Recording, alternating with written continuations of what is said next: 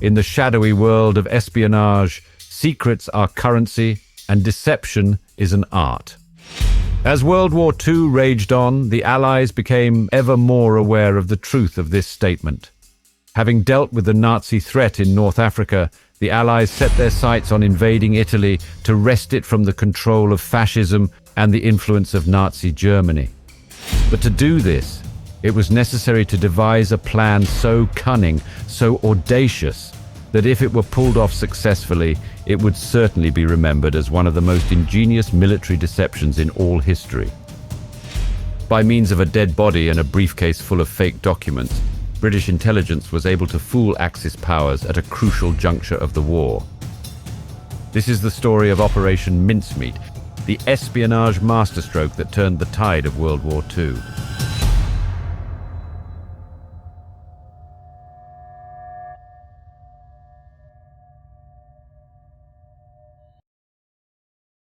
In 1943, the tide of the war in Europe was shifting in favor of the Allies. The Soviets emerged victorious at the Battle of Stalingrad in February 1943, and the Axis forces surrendered in North Africa at Tunisia in May 1943. There was still, however, much work to be done. At the Casablanca Conference, the Allied forces resolved to invade Sicily and the other Axis-controlled Mediterranean islands. An attack on southern Europe's soft white underbelly was the first step on the journey to liberate France and ultimately the rest of Europe. Thus was born Operation Husky, a large-scale invasion of the island of Sicily, which fell under the control of Axis powers Italy and Germany.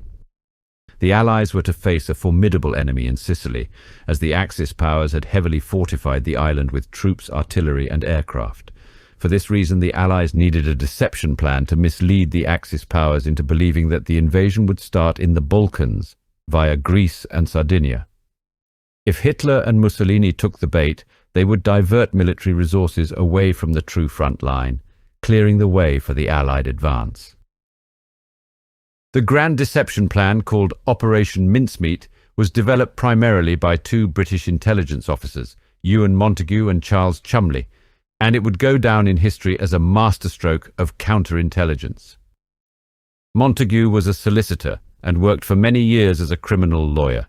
He acquired the skills of strategy and psychology that made him a natural candidate for counterintelligence work.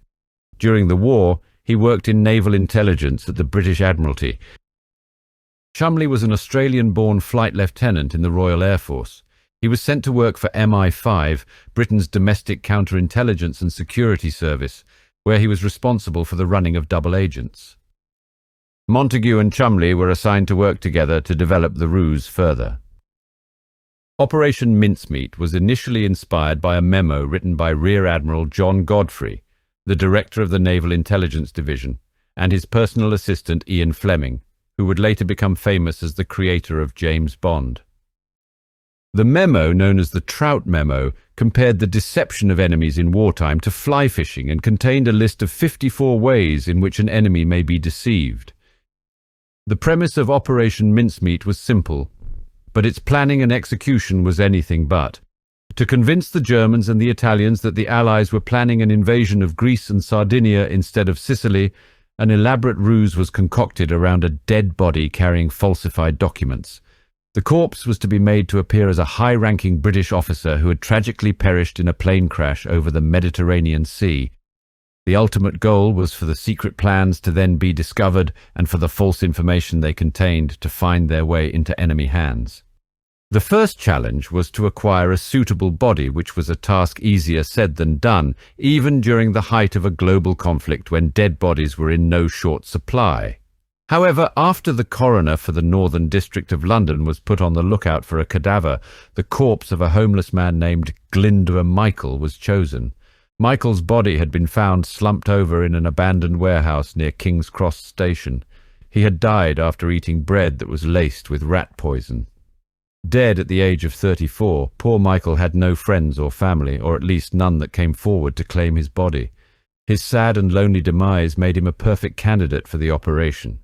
With the coroner's permission, Michael's body was preserved in dry ice and transported to the Naval Intelligence headquarters. The next task was to create a credible persona for the fictitious officer. The corpse was given the identity of Captain Acting Major William Martin, a Royal Marine assigned to Combined Operations Headquarters. This rank was senior enough to make it believable that he would have been carrying sensitive intelligence documents on his person. To lend authenticity to this new identity, the intelligence officers meticulously crafted a backstory which was to be told in the form of pocket litter. This included a photograph of a pretend fiancée named Pam, personal letters, a receipt for a diamond engagement ring, a used bus ticket stub, and a letter from Lloyd's Bank demanding payment of an overdraft facility. The extreme attention to detail was crucial to the success of the operation. Any inconsistency could raise suspicion and jeopardize not only Operation Mincemeat, but the broader deception plans forming part of Operation Husky. A primary risk to the operation was a post-mortem being conducted on the body and the true cause of death being discovered. Although the traces of rat poison may no longer have been detectable, a Spanish pathologist may still have been able to identify that the person had not died from a plane crash. It was thought, however, that the Spanish, being predominantly Roman Catholic, would for religious reasons be unlikely to conduct a post-mortem if the cause of death seemed patently obvious. While Montagu and Cholmondeley's carefully crafted narrative went as far as they could take it, the risk of some forgotten minor detail arousing suspicion could not be entirely eliminated. The centerpiece of the deception was a set of fabricated documents detailing the Allied plans to invade Greece and Sardinia. The documents were carefully written so as to mention the false invasion target casually yet clearly, while Sicily and another location were mentioned as cover. The primary fake document was a personal letter from Lieutenant General Sir Archibald Nye to General Sir Harold Alexander. After several unsuccessful attempts to create the letter themselves, Montagu had Lieutenant General Nye pen the letter himself. The prose was considered a masterpiece. It described sensitive subjects and key secret information, but without being too obviously a lie. A second key fake document was a letter of introduction for Major Martin, which was written by Vice Admiral Lord Louis Mountbatten. The letter was filled with subtle hints and a clumsy joke about sardines, which was intended to be associated with Sardinia. To establish whether the Germans or Spanish had opened the letters, a single black eyelash was placed within it as a secret marker. Montagu believed that the documents might be overlooked if stored in the corpse's pockets, so they were instead placed in an official briefcase.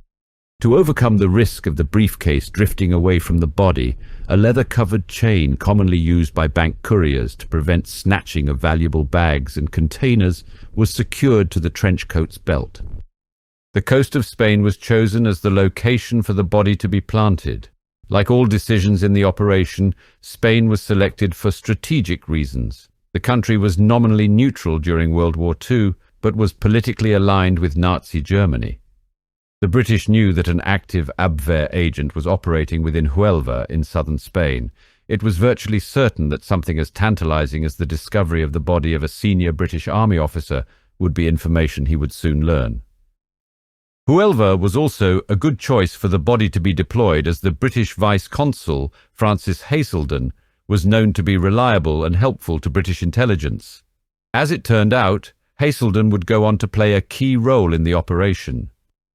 At the mortuary in the hushed early hours of the 17th of April 1943, Michael's corpse was dressed in an officer's uniform and the briefcase was attached via the leather chain. But there was an unexpected challenge. The feet of the corpse had frozen, making it impossible to put on the boots.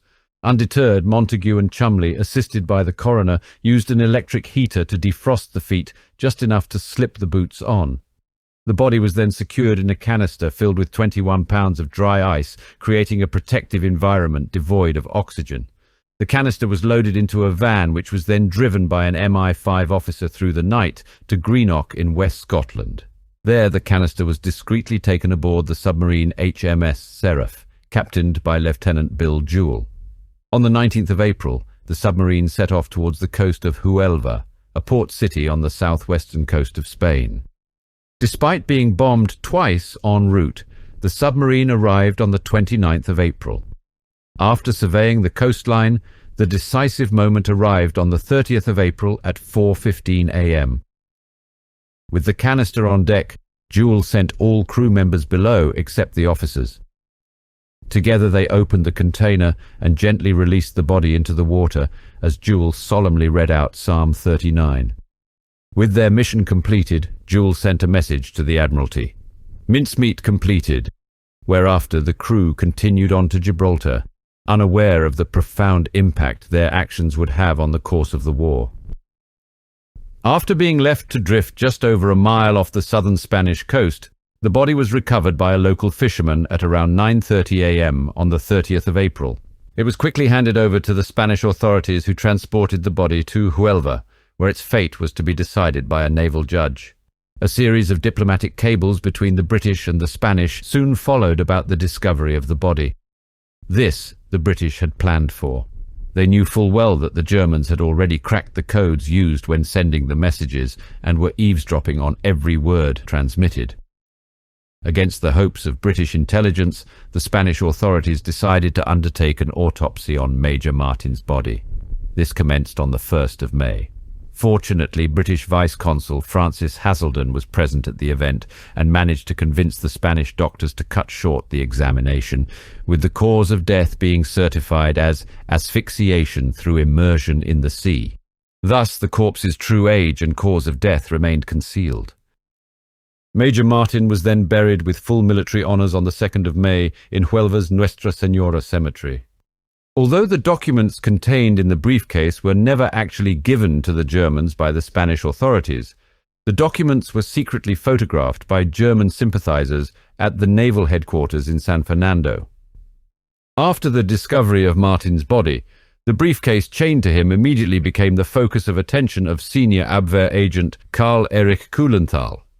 The letters were carefully removed from their envelopes without breaking the seals, dried and photographed before being soaked in salt water and reinserted. Upon examining the documents after being returned by the Spanish, the planted eyelash was missing. The only question remaining was whether the Germans would take the bait. To allay any German suspicions, the British sent another encrypted message to Haselden, stating the envelopes had not been opened. Haselden then leaked this news to Spaniards known to be sympathetic to the Germans. Imagine the tension as Grand Admiral Karl Dönitz met with Hitler on the 14th of May 1943 to discuss the progress of the war and his recent meeting with Mussolini. A critical piece of information rested in their hands, the mincemeat documents, referred to as the Anglo-Saxon Order. Little did they know, the fate of the war hinged on their interpretation of these documents. Despite Mussolini's belief that Sicily was still the most likely invasion point, Hitler was adamant that the documents confirmed the main attacks would target Sardinia and the Peloponnesus. What if they had suspected the truth, that the documents were a carefully constructed ruse designed to mislead them? As it turned out, Hitler had his way and ordered the defense of Greece, Sardinia and Corsica at all costs. In response, the formidable 1st Panzer Division was transferred from France to Salonika, Greece. German forces doubled in Sardinia and troops moved from Sicily to the Greek islands in preparation for its defense. If any further proof was needed that the Germans had swallowed the bait, a decrypted German communication sent on the 12th of May warned of the impending invasion of the Balkans. It was now abundantly clear to the Allies that their grand deception operation had been a success. Brigadier Leslie Hollis sent a message to Churchill, then in the United States, proclaiming, "Mincemeat swallowed rod, line and sinker by the right people, and from the best information they look like acting on it." Allowing no minor detail to be forgotten, Major Martin was listed among the British casualties of war in the Times on the 4th of June. With the Allies firmly on the front foot, the time to strike Europe's soft white underbelly had arrived.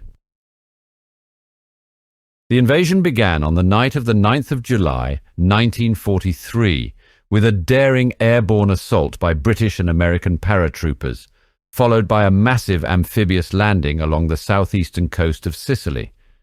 The initial landings were met with relatively light resistance, as the Axis forces had been caught off guard by the sudden arrival of the Allied troops. By the time the German High Command realized their grave error, it was too late to change the course of the war. Over the next several weeks, the Allies fought their way through the rugged Sicilian terrain, facing fierce resistance from the Axis forces. The campaign was marked by intense battles, as well as instances of friendly fire and miscommunication among the Allies. Despite these challenges, the Axis defences were eventually worn down, leading to a steady advance across the island. With the Italian fascist leadership finally cracking, Benito Mussolini was ousted as the Italian Prime Minister on the 25th of July, 1943. By the 17th of August 1943, the Allies had successfully captured the island of Sicily, forcing the Axis powers to retreat to mainland Italy. The invasion had come at a high cost, with thousands of casualties on both sides. Nevertheless, the capture of Sicily proved to be a significant victory for the Allies, as it weakened the Axis hold on the Mediterranean and set the stage for the invasion of Italy. While Operation Mincemeat was undoubtedly a success, there has been debate among historians as to its true impact on the further course of the war. A global conflict on as grand a scale as the Second World War perhaps dictates that no one single event could have been decisive in determining its outcome. Some argue that Hitler's distrust of the Italians and his obsession with the Balkans played equally as important a role in the successful Allied campaign in Europe. Operation Mincemeat was also just one part of a broader deception strategy. Operation Barclay included a myriad of tactics to fool the Germans into believing the Allied attack would start in the Balkans. These included bogus troop movements and radio traffic, the recruitment of Greek interpreters, the wholesale acquisition of Greek maps, and the creation of an entirely fake army of 12 non-existent divisions. The general consensus, however, is that the combined strategic misdirection caused by all of these operations afforded the Allies the element of surprise. The result was that the Allies suffered far fewer casualties and military equipment than expected, and the invasion, which was anticipated to be completed within 90 days, took just 38. In the years since World War II, Operation Mincemeat has been the subject of numerous books, documentaries, and films. Its enduring appeal lies in its audaciousness and the sheer ingenuity of the men who conceived and executed the plan.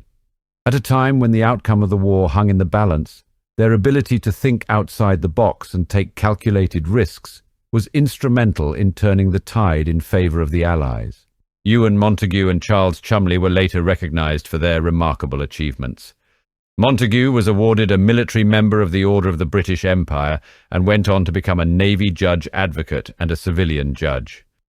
Montagu published his book The Man Who Never Was in 1953, which is a popular account of his involvement in Operation Mincemeat.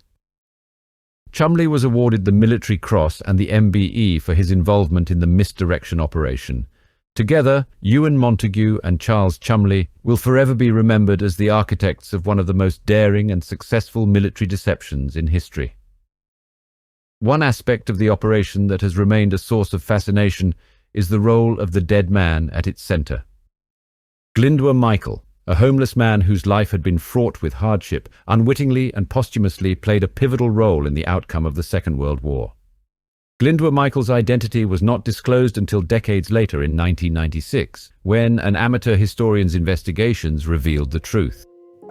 In 1997, a postscript reading Glyndwr Michael served as Major William Martin RM was added to the gravestone, which, up to that point, mentioned only his fictitious identity.